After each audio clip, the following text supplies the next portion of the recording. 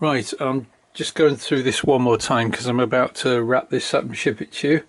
So that, if you remember, is the hinged thingy with the friction pad that rubs on the wheel, and you tension it with this wire which has a spring in it to a guitar tuner. I've got some here, one of these guitar tuners. I'll give you one of those to mount somewhere, so you mount that above it. I'll show you on one of my Gerdies. Switches are self-explanatory. It's good if when you pull the key thing to activate the switch, if you have some sort of backstop that hits the back of the key box before the switch, so you want it to go click, but you don't want all the force to like hammer this lever in all the time. Eventually it'll damage the switch. So if you can have a backstop that hits something, so the switch activates but it sort of stops about there, so you still got a bit more travel, the switch will last a lot longer. I mean, these are meant to last for like 1,000,000 cycles at least. There's the gear motor we talked about before, connected in with the plug. The plug can only go in one way, which is useful. Now the computer thing, there's the computer. You're probably wondering how you power that. Well, I'll give you this. You see, that is I don't know, it's like a micro USB fitting, and it goes in there, you see. And you've got to be careful with this. If you knock it, you can damage the plug, snap it off quite easily. On the other end, there's a panel mount USB socket, the sort you see on the back of a printer quite often, an inkjet printer. You put an M3 bolt through there and there, you see, so you can have that coming out. Then into that, like on my Gerdies, I'll give you one of these cables. It's got an angled plug, so you can have that kind of going away from you or downwards if you prefer. It's 1.5 meters long. On the other end of it is just a normal USB plug, and then on the end of that use an adapter, and I can tell you which one to buy, and then you plug that into your iPad, and then this computer is powered from the iPad. The display doesn't use much power. That will run all from your iPad. It'll draw its power from the iPad, and it'll send data back down to the iPad, or if you've got a computer digital audio workstation, then obviously that's even better. You just plug that into the side of your laptop. So we can talk about what you plug this into later on if you need more thoughts on that. I'll give you a spare piece of this self-adhesive. It's just super thick felt, which I'm using as the friction pad. This curve is designed for a wheel of 70mm diameter. And then I can't remember if I showed you this in my last video I sent you, but I've made you this. Basically it's the knob, the S-shaped crank. It's welded on here, so you slide everything onto this precision rod from the other end. So there's a bearing there which sort of mount to the end of your Organistrum. You might want to redo that and make a bigger handle. It's up to you.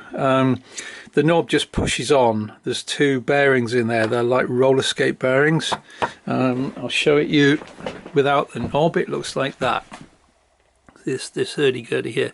There's the bearings, you see, and you just push the knob on. It's a very tight fit, and there's a spacer between there. That's a lock nut, so it can't come undone. Here's one with one of my aluminium wheels, and there's the tuner. So as you turn that, the lever thing is underneath. It pulls it up and it rubs on the wheel, so that just gives you friction to mimic the rubbing of strings. I mean, in your case here, as long as you're turning the handle, this will pick it up, tell the computer to play some noise, basically. So you don't have to have the friction wheel at all, but it just I don't know, it makes it feel slightly more realistic.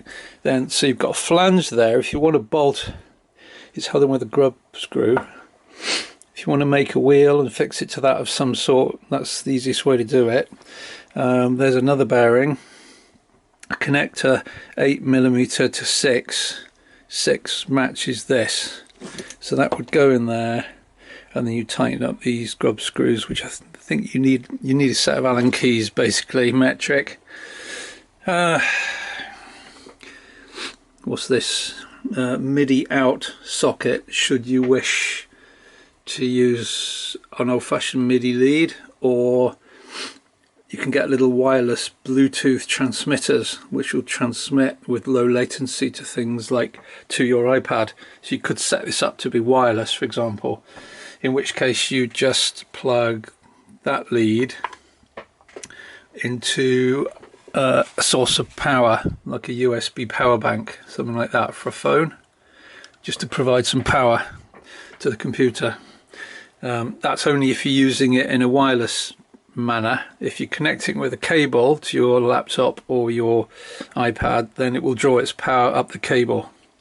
These holes are for mounting it, this circuit board, and these holes were for the keys to go through, which you won't be using. So you just need to basically mount this somewhere out of the way where it won't get damaged. Plug that in there, then run that to the outside of the case somewhere, or the underneath, or anywhere, so you can easily plug in that other lead that I showed you. I think that's about it. If you need to know anything else, you just have to do it by email, I think. So I'm going to wrap this up now, ready to ship. So just to show you this, I've got this lead. I'm about to plug it into the phone power bank. The other end of it plugs in there. This is your panel mount, and then that will go plugged in there. So if I apply some power, something should happen, hopefully. Try the other way around.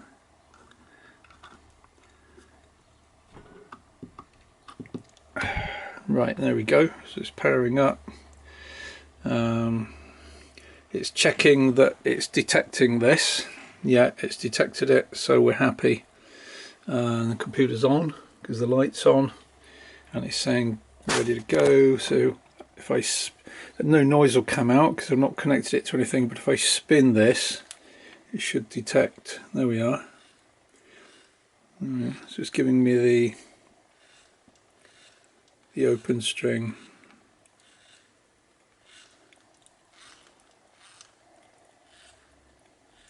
Okay, so I think that should be good enough for what you need it to do.